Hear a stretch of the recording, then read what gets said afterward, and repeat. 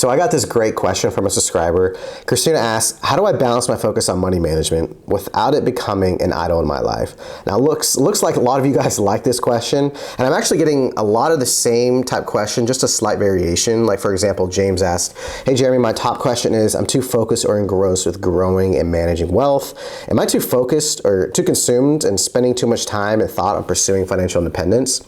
So it obviously seems like there's a pattern here, and I totally get this because I feel like I've been in the same position, because it's like you're doing your best to control your money, right? You're doing your best to control what God's given you, but it seems like you still feel like there's anxiety around it and you're obsessing over it. If you're actually trying to be proactive, shouldn't it be the opposite? If you're being proactive and trying to take control of your finances, why is there still anxiety around it? And I just want to share 3 simple steps that really help me stop idolizing and feeling consumed and just obsessed with managing my money or pursuing financial independence. So I really hope this helps. Let's dive in. Excuse me if I sound a little congested. It's because I am. I've been sick for the past couple of weeks, and now I'm getting blamed for getting the baby sick when I think it's just due to teething. Either way, I'm still getting blamed now that I got my wife sick. Now I'm sleeping on the couch. Just kidding. She's not that mean. I'm not sleeping on the couch. But I still want to get a video out here for you guys today. So I'd say the very first step that I took to help, I guess, relieve or get rid of this anxiety is to stop consuming content from people that only talk about like building wealth, how to make money, and just like hustling. Now, it reminds me of a scripture where it talks about where your treasure is, there will your heart be also. And it's interesting because that scripture doesn't say like where your heart is, that's where your treasure is. No, it actually, where your treasure is, so what you value, that's what your heart's gonna be at, right? So I started taking a list, just like an inventory of where my time was being spent. And so it's like, obviously after work, come home, eat, whatever, and you're either watching Netflix or you're scrolling through social media, or maybe you're doing that too while you're working from home. But we're just mindlessly scrolling through social media. And it's funny because I asked my wife, like, she's the type of person where like she has a ton, like thousands of unread emails. And I'm like, babe, why don't you just unsubscribe for those emails if you don't read them? Or like, babe, why don't you just stop following that person on social media if they don't provide value in your life, or you don't really care or see their stuff, right? You just scroll right past it. And she's like, I don't know, I just never really thought about it, or just like, oh, I don't know, because I really follow them, you know what I mean? Like, I don't know, it takes effort. Like making a list of the people that you're following on Facebook, or just like reviewing your friends list, reviewing the people that you follow on Instagram, the people you're subscribed to on YouTube, and everybody that you're subscribed on Instagram, everybody that's subscribed to like via newsletter on email. And I literally just take it one step at a time. And I would ask yourself, does this person or does this content produce in like fear or anxiety around money or around where I'm at? Do I find myself comparing myself to this person? And if you feel that way, and if you're saying yes to those questions, then it's a good signal for you to just remove them. And if you have friends that you want to follow, but they don't actually push out like content that, that is like healthy, or maybe that's affecting you, if you don't want to unfollow them, because we all have those people, or there's people, right? If you unfollow somebody, it's like you're disowning them these days. So if you don't want to unfollow them, there's a way you can actually mute, right, their stories, or mute what they're actually putting out on social media without actually unfollowing them or unfriending them. And so that's one thing I would take away.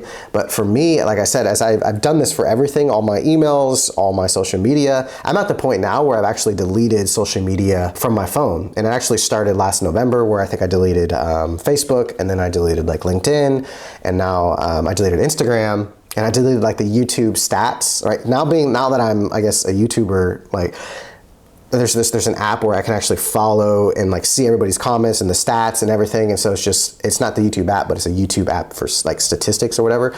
And so I would find myself really consumed with that. You're right, guys, great comments, and just like trying to answer all your questions, but it just took a lot of my time, and so it was giving me more anxiety. So during this process, you'll start to realize that you'll actually have a little bit more time, a little bit more headspace, and that leads me to step 2, which is make sure to replace that time with something that gives you peace, right? Something that actually is healthy, right? Whether it's going to the gym, reading a book, or just like focusing on family, right? Spending time with your family, how about that? If you just start eliminating things from your life, you may, if you don't have an intentional purpose of what you're going to do with that time, it's easy to kind of get sucked back into it because you're actually not doing anything. And if you're just being idle and not doing anything, then you just feel a little, maybe even more depressed, right? Because now you got nothing, right? Now you feel like you have anxiety, but now you're not doing anything. But no, it's important to replace that with something that is actually healthy for you. So step 3 is actually like set dates and times when you're going to review your finances. Now, for me, my wife and I, we're at a point now where we actually just look at it once a month. So, and it's not very long, maybe 10, 20 minutes. And so we actually set a date on the calendar, and that at the end of the month, we're reviewing the past month's expenses, and we're planning for the next month if there's anything else or anything big that's coming up or anything we both need to be aware of. Just make sure we're on the same page.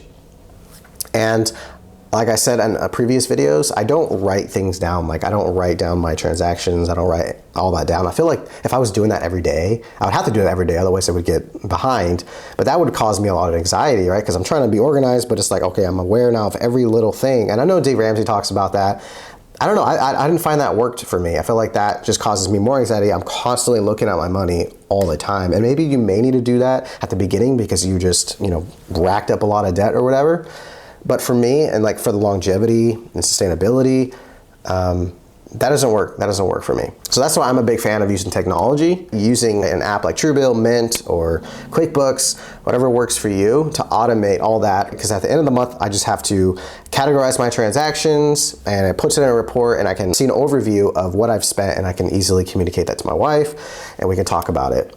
So, but making sure that we have set dates and even set times of when we're gonna talk about it and try to make it fun. Go and do it with somebody. I have my wife, but if you don't have any, try finding a friend that's willing to do it with you, or like go to like a nice coffee shop and do it and drink some coffee and do it. Like, so make it actually fun. Put yourself in the best position to actually succeed. So let me know your thoughts on these steps in the comments below. I know this is practical, but at the same time, it takes, I think, some effort, right? I don't think a lot of people do it because, I mean, you have to go through every single platform and remove and delete emails or unsubscribe from emails, unsubscribe to people on YouTube. Sometimes it's better just a fresh start. Start fresh and just like delete and start a new account, start a new email.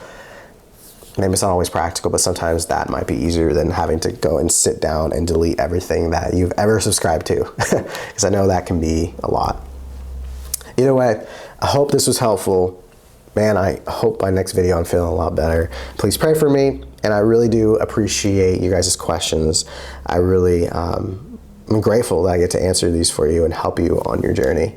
So be blessed, stay blessed, and I will talk to you in the next video.